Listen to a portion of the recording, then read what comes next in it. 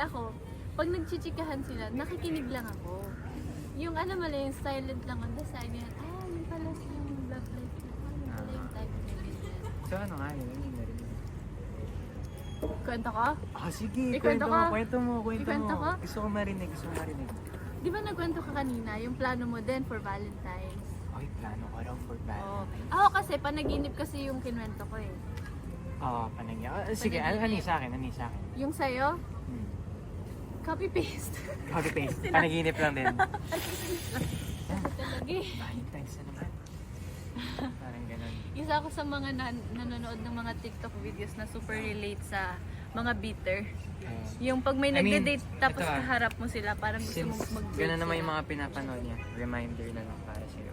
Hindi lang naman Valentine's Day yung araw na single ka. Kaya single tayo, ayos lang yan. Ako, Valentine's Day, busy ako nun. Siguro mag-aaral ako nun. Oo, ako kasi hindi ko pa talaga iniisip yung love life. So kahit Valentine's Day na, kakasabi ko kanina na it's a day of love. Love So naman. Pwede mang to love friendly your family. date, diba? Family can- date. oo, family Hindi lang naman date, siya. friendly Kaya sa mga date. bitter dyan, huwag na kayo maging Oo, bitter. huwag puro love life ang iniisip mo, Tama. guys. Alam nyo kasi yung love life, kung darating yan, darating yan. Oo, darating Kasi din yan. lahat ng bagay ng mga pinipili, hindi maganda yung kinakain. Oo. Hmm.